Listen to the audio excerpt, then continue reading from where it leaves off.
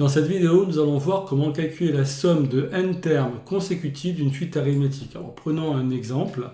Supposons que l'on veuille calculer la somme 4 plus 7 plus 10 plus 13 plus 16. Donc on a 5 nombres.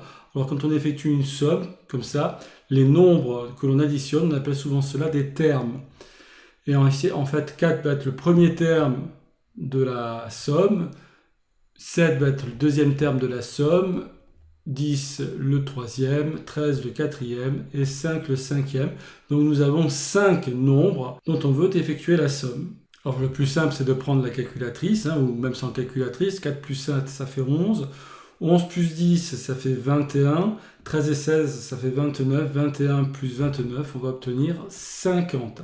Alors souvent une somme comme ça de 5 termes, on va l'appeler grand S pour somme et 5 pour indiquer le nombre de termes de la somme. Donc le 5 ici, que je vais entourer en rouge, correspond à ce qu'on a appelé souvent grand N pour une suite de grand N, nombre. Grand N, c'est le nombre de termes qui constituent la suite. Ici, U1, U2, U3, U4, U5 est une suite. Alors cette suite a une propriété particulière, c'est qu'on passe d'un terme au suivant en ajoutant toujours un même nombre qui est 3.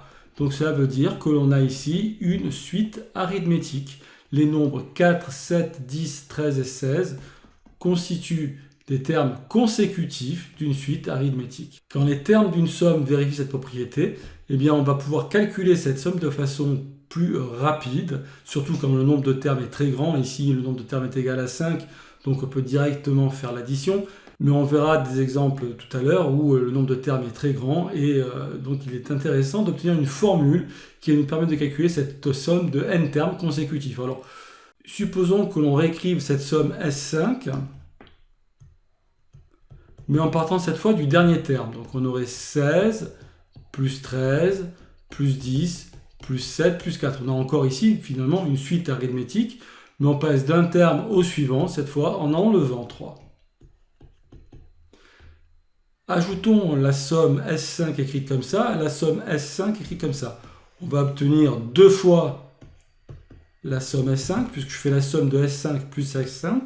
Et effectuons la somme en additionnant d'abord le premier terme 4 de la première somme plus le premier terme 16 de la deuxième. On va obtenir 20 plus 7 plus 13, ça fait encore 20. Plus 10 ça fait encore 20. Plus 13 plus 7, ça fait encore 20. Plus 16 plus 4, ça fait encore 20. Donc on obtient ici 5 fois le nombre 20. Le nombre 20 est égal au premier terme plus le cinquième.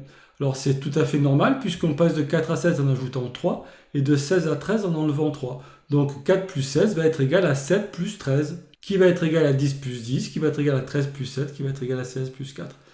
On obtient donc que deux fois la somme que je veux calculer, S5, est égal à 20 plus 20 plus 20 plus 20, c'est-à-dire à 5 fois 20, le 5 qui est ici, correspondant à un grand N, c'est-à-dire le nombre de termes qui constitue la somme. Et 20 ici, eh bien c'est le premier terme de la somme plus le dernier. On isole grand S5, qui est donc la somme que je cherche. Le grand S5 va être égal à 5 fois 20 divisé par 2, ce qui va de nouveau donner 50. Vous voyez, donc cette formule fonctionne très bien. Et cette formule, comment on peut l'écrire pour bien la comprendre?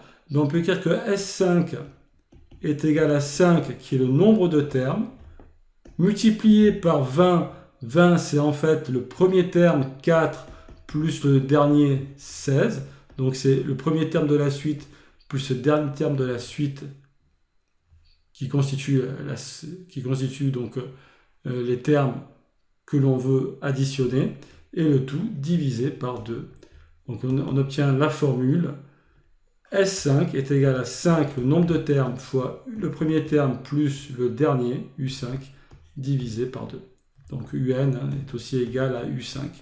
Si on l'écrit avec grand N, donc la somme de n termes consécutifs d'une suite arithmétique va être égale au nombre de termes qui constituent cette suite, fois le premier terme plus le dernier, divisé par 2.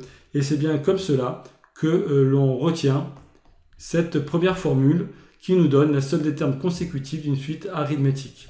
Nombre de termes de la suite fois le premier terme plus le dernier divisé par 2. Dans cet exemple, l'utilité d'une telle formule n'est pas immédiate, mais imaginez que l'on veuille calculer par exemple la somme. Alors je fais la somme grand S par exemple 500 qui est égale. Alors je vais prendre la suite arithmétique de premier terme 1 et de raison 1. Donc c'est 1 plus 2 plus 3 jusqu'à 500. Donc ici on a bien 500 nombres, 500 termes dont on veut effectuer la somme. Le premier terme U1, le deuxième terme U2, et on passe d'un terme au suivant en ajoutant à chaque fois 1. Donc on a bien une suite arithmétique. Et donc on peut directement calculer cette somme de 500 nombres. Alors là, vous pourrez la calculer également avec la calculatrice, mais 1 plus 2 plus 3 plus 4, ainsi de suite, ça va être un peu long à écrire. Maintenant, on va utiliser la formule que l'on vient de voir précédemment, qui fonctionne, puisque 1, 2, 3, 4, 5 est une suite arithmétique. On passe à chaque fois d'un terme au suivant en ajoutant la raison qui est égale à 1. Le premier terme, c'est U1. Le dernier terme, c'est U500, puisque en réalité, le nombre 500 ici, c'est le 500e terme de la suite. Donc, nombre de termes 500 fois le premier terme 1 plus le dernier 500 divisé par 2. Et donc, on obtient que cette somme S500 va être égale à 500 fois 501, le tout divisé par 2. On peut prendre la calculatrice pour calculer cette somme. 500 fois 501 divisé par 2. On obtient 125 250. De façon générale, il y a une formule qui donne la somme des grands N premiers nombres entiers naturels. Eh bien, cette formule, on peut la retrouver connaissant la formule sur les suites arithmétiques et elle beaucoup plus générale. Nous avons ici un cas particulier de suite arithmétique. On passe d'un terme au suivant en ajoutant un 1. On a combien de termes? On a grand N, donc c'est égal à grand N fois le premier terme 1, plus le dernier grand N, le tout divisé par 2. Alors cette formule, on la connaît souvent, cette forme-là. Mais vous voyez, plutôt que de la retenir bêtement, c'est bien de l'interpréter comme étant la formule qui donne la somme des n termes consécutifs d'une suite arithmétique. Alors on peut par exemple donner un dernier exemple. Supposons qu'on veut calculer la somme que l'on avait précédemment, 4, 7, 10, mais cette fois-ci 4 plus 7 plus 10, donc on avait reconnu une suite arithmétique de premier terme U1 égale 4, le deuxième terme U2 égale 7. Si on veut calculer le grand nème terme, eh bien la formule en connaissant U1, ça va être U1 plus n moins 1 fois la raison qui est égale à 3. Je rappelle que cette formule est en fait une application de la formule plus générale UN est égal à UP plus N-P fois la raison. Ici, petit n est égal à grand N, donc on a ici U grand N. UP est égal à U1. Et ensuite, N-P, c'est grand N moins 1, ce sont la différence des indices, fois la raison. Imaginez donc qu'on veuille calculer non pas les 5 premiers termes, mais les 50 premiers termes. Donc U50 va être égal à 4 plus 49 fois 3. Donc on peut prendre la calculatrice pour calculer 4 plus 49 fois 3. On obtient 151. Donc on calculerait cette somme jusqu'à 151. Pour calculer cette somme, qui est une somme de 50 termes, puisque 151 est le 50e terme et 4 est le premier terme, on va simplement dire que ça va être égal à 50, le nombre de termes, fois le premier terme 4, plus le dernier 151, le tout divisé par 2. Donc ça va être égal à 50 fois 155, le tout divisé par 2. Et l'on obtient 50 fois 155, le tout divisé par 2, donc 3875. Alors il se pourrait très bien qu'en exercice on vous donne cette somme-là à calculer. On ne sait pas que 151 est le 50e terme. Pour le déterminer, on va appeler 4 U1, le premier terme, 7 U2, le troisième.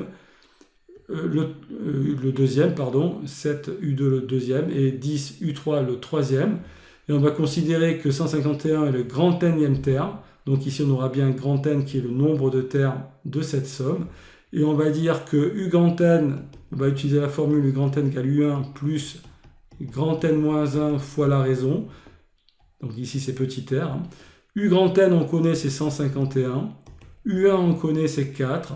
Et imaginez, on ne connaît pas grand N. On donne juste cette somme-là à calculer. On ne sait pas que grand N correspond au 50e terme. Mais on a remarqué que l'on passe d'un terme au suivant en ajoutant toujours 3. Donc on suppose qu'on a une suite arithmétique, on va le vérifier. Donc n-1 fois la raison de cette suite, ce serait 3. Donc j'ai cette équation à résoudre pour trouver grand N. 151 moins 4, ça va donner 147, est égal à n-1 fois 3. Donc n-1 va être égal à 147 divisé par 3. Si on effectue 147 divisé par 3, eh bien on obtient 49. Donc on obtient que n-1 est égal à 49, ce qui va bien donner grand N égale 50.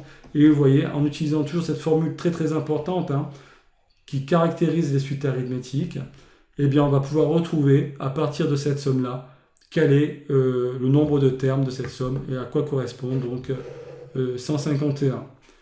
Donc calculer l'indice correspondant à 151. Cet indice est 50 et ça donne le nombre de termes. Voilà, eh bien écoutez, je vous remercie de votre attention et je vous donne rendez-vous dans une vidéo suivante pour étudier les sommes de suites géométriques cette fois.